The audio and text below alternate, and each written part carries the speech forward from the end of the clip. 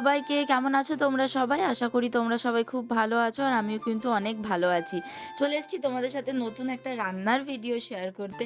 তো তোমরা ভিডিওটা দেখো, এতক্ষণে নিশ্চয়ই বুঝেই গেছো যে আমি আজকে কি রান্না করব। তো তোমরা ভিডিওটা কিন্তু একদম স্কিপ করবে না, পুরো দেখতে থাকো। আশা করি তোমাদের ভিডিওটা অনেক ভালো লাগবে, অনেক মজা লাগবে। তো দেখো, সবার প্রথমেই কিন্তু আমি বাজার থেকে নিয়ে চলে এসেছিলাম। এইটা হচ্ছে গোগুলি, কি বলো জানি না তোমরা, কিন্তু আমাদের এখানে গোগুলি বলা হয়। তো সেটাকে প্রথমে এনে কিন্তু ভালো করে ধুয়ে নিতে হবে, কারণ কিনা ওর মধ্যে কিন্তু অনেক বালি থাকে, অনেক নোংরা থাকে। তো সবার প্রথমে কিন্তু 10 বার 12 বার করে আমি ধুয়ে নিয়েছিলাম। আর তোমরাও যদি কখনো এরকম রান্না করো গোগুলি, তাহলে কিন্তু অনেকবার ধুয়ে নিও, কারণ কিনা এই গোগুলিগুলো কিন্তু অনেক পাকে পাকে থাকে। তো চলো তাহলে রান্নাটা শুরু করা যাক।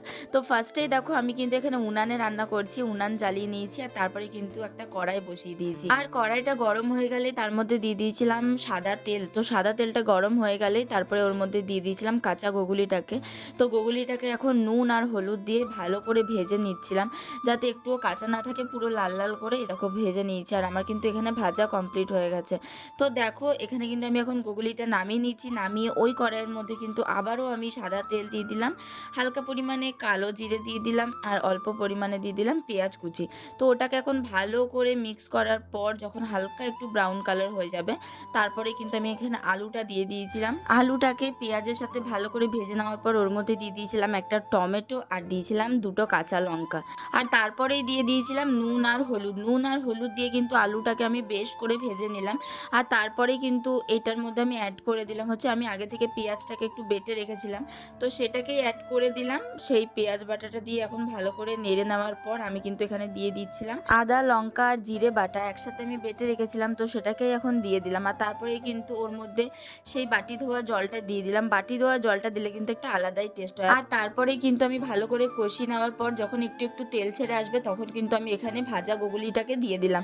জানো তো, গোগুলি না চোখের জন্য খুবই উপকারী। এটা কিন্তু আমি আগে জানতাম না, কিন্তু যখন থেকে জানতে পারি তখন থেকেই কিন্তু আমি এটা খাই, গোগুলিটা।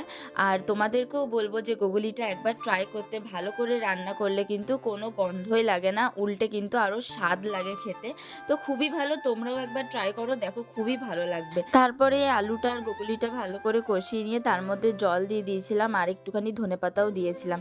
আর তারপরে এই জলটা একটু কমে গেলে আমি একটু মাখা মাখা করতে চেয়েছিলাম, তার জন্য কিন্তু ও জল রাখিনি আমি। আর দেখো কত সুন্দর লাগছে দেখে, দেখেই তো লোভ লেগে যায়। আর তারপরে কিন্তু আমি খেতে বসে পড়েছিলাম। মা এদিকে করেছিল আলু সেদ্ধ আর অনেক তরকারি করেছিল, কিন্তু আমি কোনো তরকারি নিইনি, যেহেতু গোগুলি দিয়ে খাবো। আর একটুখানি ধনেপাতার চাটনিটা নিয়েছিলাম। প্রথমেই কিন্তু আমি আলু সিদ্ধ ধনেপাতা চাটনিটা দিয়ে মেখে খেলাম, আর ফাইনালি কিন্তু তারপরে আমি এই যে গোগুলিটা দিয়ে মেখে খেলাম। বিশ্বাস করো, গোগুলিটা খেতে কিন্তু দারুণ হয়েছিল। তোমরাও একবার বাড়িতে কিন্তু অবশ্যই ট্রাই করো। আর তোমাদের ভিডিওটা কেমন লাগলো সেটা কিন্তু অবশ্যই কমেন্ট করে জানাও। আর যদি তোমাদের ভিডিওটা ভালো লেগে থাকে তো like comment share and subscribe করে দিও। চলো আজকের মতো এই পর্যন্তই, টাটা।